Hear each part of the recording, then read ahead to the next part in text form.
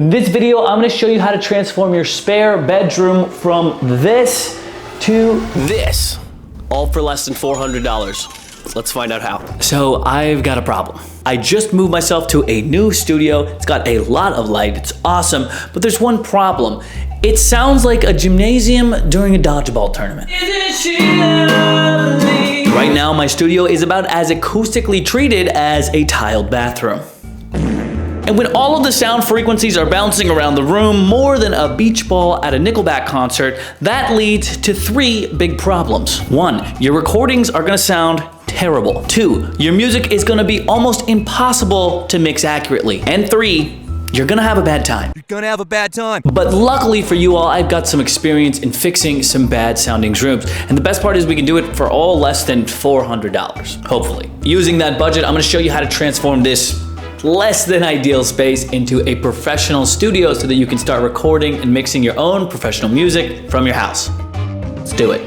Okay, so the first most important thing that we'll have to decide is desk placement. The desk placement will determine where the speakers fire and where the sounds start bouncing around the room. There are a ton of different places we could put this desk, but let me discuss some of the options and why I would prefer some over the others. Also, disclaimer, acoustic science like this is extremely complicated and I am not a scientist, I'm a musician. Although a lot of the advice that I give and that I follow is super solid and comes from these professionals, just know that. Take this with a grain of salt. I don't know everything. If you're really trying to get the best result, hire an acoustic professional. Okay, let's start off here. I've got this nice representation of this room here. We have a bunch of windows. There is also this weird partition in the room that's right here. This partition is solid on the bottom, but at the top is fully passed through, but I just had to include it because it is such a unique part of this room. There's a door over here, covered completely in windows, and the only solid wall is right here. So the first thing that you want to consider is symmetry. When you're dealing with speakers firing off sound, you want the same types of materials on both sides of the speakers so that you get an accurate listening experience in the left and the right ear. This is the stereo image of the audio that you're working with. That also means we shouldn't put our desk into any sort of corners, or that's gonna just result in a lot of messiness when it comes to the audio spectrum. If we were firing this way, our right speaker would have a lot of bass buildup and energy, and our left speaker would have a lot of openness for it to bounce around, and our ears would just get confused. So the first thing we want to do is symmetrize. Symmetrize? Centralize? I don't know. Put it in the middle of the room is going to help with that a lot. It's going to give us a much better stereo experience overall, and it's also going to help with the reflections of the speakers as they bounce across the room. The next thing that we'll want to consider is probably something that you can kind of see in the screen right now, is you want the speakers facing your ears in an equilateral triangle. Ideally, you have the same distance between this speaker and your ear. Let's see here, we got 26 inches, and we got a little bit farther, 7 inches.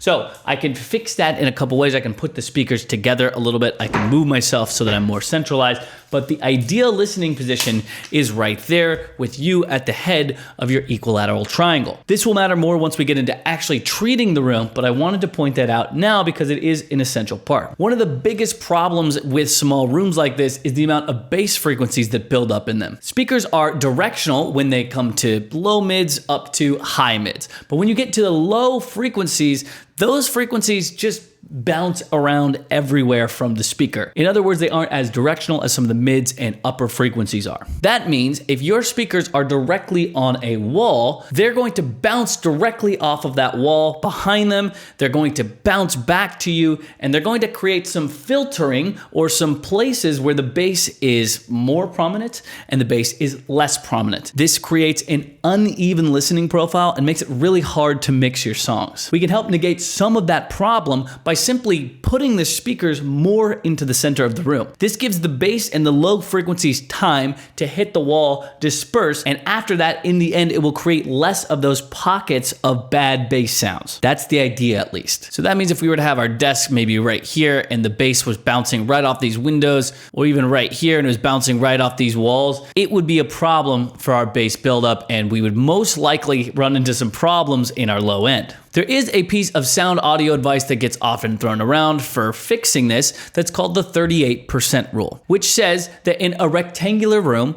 the ideal listening position is along the long edge of the wall, around 38% of the way through the room. Yes, I know that that's complicated, but that will help negate any of those weird bass traps or those bass knolls or peaks that you might run into if you have your bass or your speakers on the wall. Now, most rooms are rectangular, so this will be hopefully helpful for you. You also want to keep in mind too that that 38% rule is determined by where you sit, where your ears are. It's not necessarily determined by the desk. My room is around 14 feet, which means I'll need to be sitting around 5.3 feet away from the wall so that I can fully experience that. But that brings me to a good point for when you're setting up your home studio. The reality is, for most musicians, the space that they're working with is a spare bedroom, a spare closet. It's not going to be acoustically perfect. It's not going to be ideal, but you can still make it work to get professional sounding results. All you have to do is put a little bit more extra thought into it, maybe even build a couple more acoustic panels than you might otherwise. For this room, we're running into a serious problem with glass. The floor is tiled, which we can help tame with a carpet down the line, but the glass does pose a problem. The problem with glass is that it is a highly reflective surface. In other words, sounds bounce around glass a lot more than they would, say, natural wood or drywall. Another problem with glass is that bass frequencies tend to just pass right on through glass. They don't get absorbed into the glass. Instead, the mid and the high frequencies get bounced around even more, so you get a weird picture of what's happening with your sound. You get a lot of comb filtering with the mids and the high mids in the room itself. Comb filtering is when frequencies have a trough of one and a peak of another and kind of cancel each other out, so you get a weird audio spectrum. So my room is probably similar to a lot of your rooms.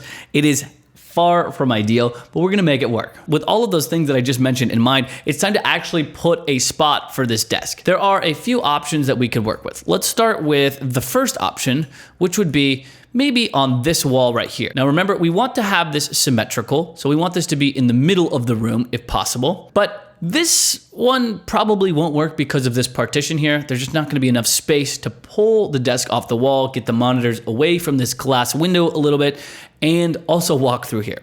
So we're gonna nix that one. Another one we can immediately check off as not gonna work is putting the desk anywhere over here. I'm not gonna have enough space to walk through. This corridor isn't big enough. So that means we have here, here, or possibly even right here. Let's start off with this one right here.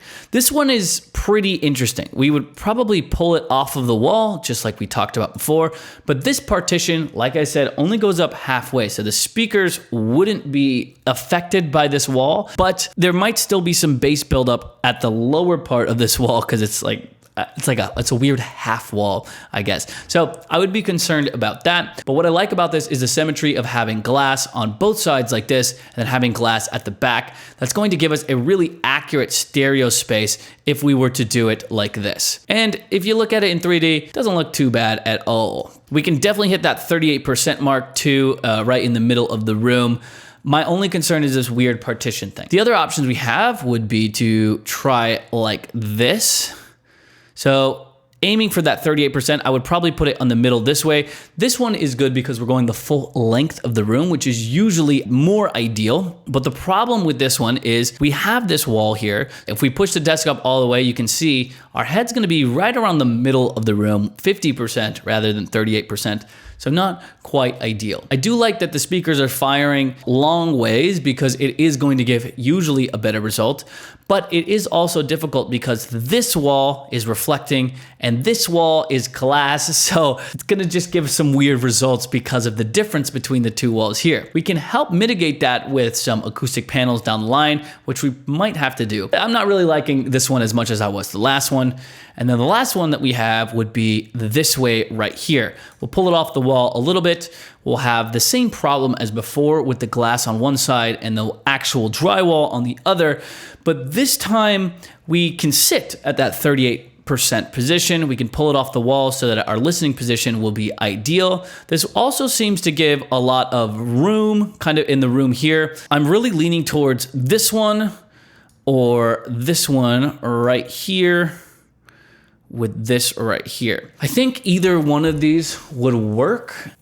My guess though is, yeah, I'm filming this video, but I've thought about this for the past 5 days and I still don't have a good answer for you. I may just have to test out both of these configurations and see which one sounds better or which one works better for me. So I think I'm gonna start off with this configuration, and if I don't like it, I'll switch to the other one. Okay, so I finished moving my desk, and as you can see, it looks like a giant mess. But don't worry, I'm about to fix that. So what I'll do is I'll put everything back that I took off the desk, I'll fix it up, I'll tidy up the cords a little bit, put the speakers back, etc., etc. But then I'll add the next step of the ingredient that we're gonna use to make this sound professional. And that ingredient's gonna be carpet and curtains. Look at the current curtains we have. It's like I'm about to get married. These do nothing for the sound.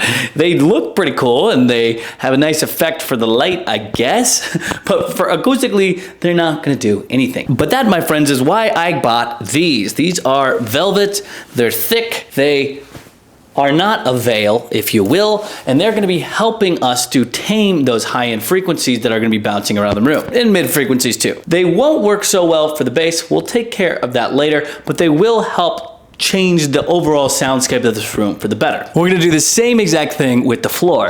Right now it's tiled, but we're gonna put a nice rug over it with a nice foam pad underneath it to help absorb some of those frequencies even more. Okay, curtains are up, rug is in place. It's already feeling a lot more homey, a lot more like a studio, but there are still some things that I need to do to make this and take this to the next level. So as I mentioned earlier, these curtains are gonna be great for maybe the mid and high range frequencies to help dampen some of those absorptions, but they're not gonna do jack diddly ding dong anything for the bass frequencies. For that, we're gonna need a more heavy duty option, and that's where acoustic panels come into play. Acoustic panels are, in my opinion, the biggest thing that beginners and home studio aficionados can do to up their sound game. They are by far and away the best thing that you can do to tame those bass frequencies that are often problematic in home studios. The problem is, most of the time, they are pretty expensive, but me, myself, I am definitely a tightwad. I do not like spending money at all. And when these panels can cost upwards of $100, $150 for just one fucking panel, of course I'm not gonna buy them. Instead of buying them, and hopefully you can save some cash, I'll make my own. They're really not that hard to make. The main component that they use is something called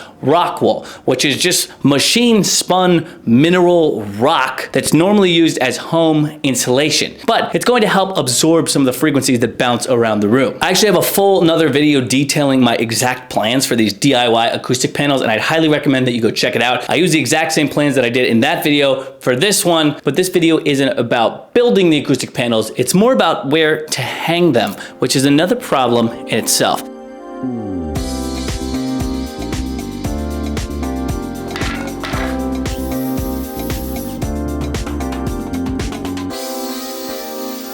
Okay, so my acoustic panels are done. You can see them hanging on the wall behind me. They've yet to be covered in fabric, and I would highly recommend that. You don't really want these rock walls just exposed bare naked in the open. But my shipment got delayed and I wanted to get this video out, so I hung them up anyway. I will be decorating them. I will be putting material over them in the future. And if you want to see what that looks like, hit subscribe. Now, whenever you do hang acoustic panels up, you want to consider the total amount of square footage of your room and how much of that is covered by acoustic panels. What type of audio that you predominantly work with is the biggest determinant of how much percentage of the wall should be covered in mixing panels or acoustic panels. For mixing and mastering studios, it's best to have less, around 20 to 30%. For recording studios, you want it a little bit more dead, between 30 and 50%. And for vocal booths, you probably want it the most dead of all, between 50 and 80% of coverage. In the room I have here, I'm probably between 20 and 30%, which is generally where I stay.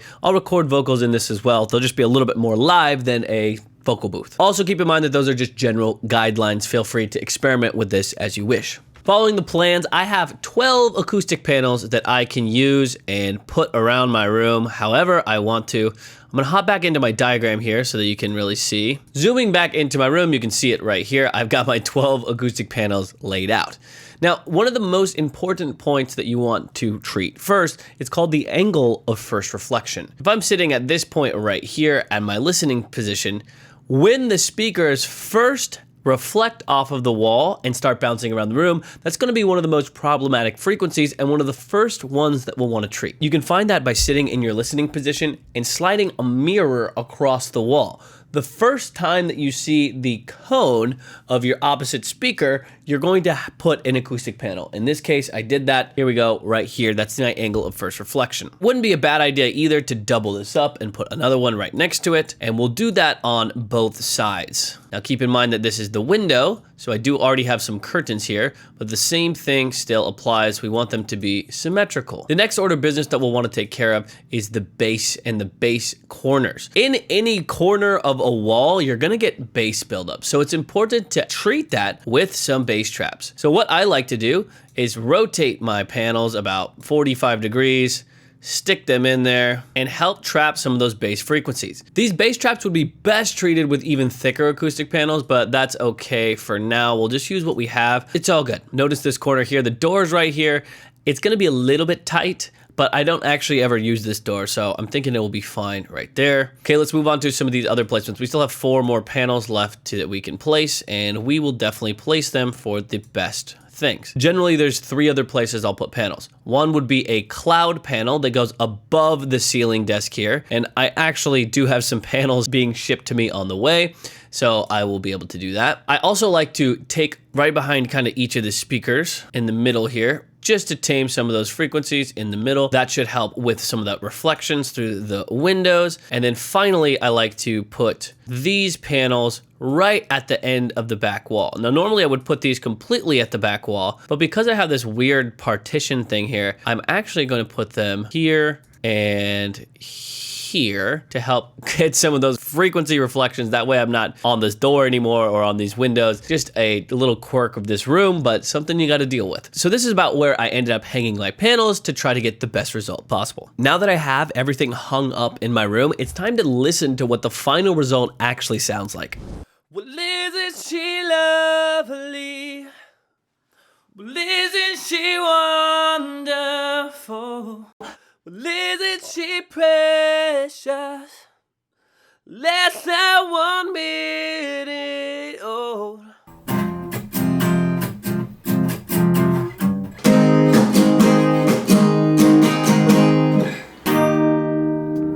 The song mixes that I'll be working with in the after result are going to be way easier to process. They don't have all of those extra room reflections and reverb that's almost impossible to take out afterwards. This is not a perfect acoustic solution that I have in this room, but it's definitely good enough to get me started. It's definitely good enough to produce professional sounding results. If you are struggling with your room sound, there are a couple more thoughts I want to share with you. First thing I recommend is to use headphones. Even if you don't have all of these acoustic panels that I've just hung up on the wall, you can still get a consistent sound from headphones. They don't reflect off the walls like normal speakers would. Another thing that you'll have to do for every single room that you'll do is to learn it. Even though that this is treated with acoustic panels, it's going to sound different than my last studio that was also treated with acoustic panels. And it's going to sound different than my last studio that was also treated with acoustic panels. The thing is, sounds and spaces all interact with each other slightly differently. So I'm going to have to learn the room. I'll do that by listening to a ton of music to learn the sound profile of hit songs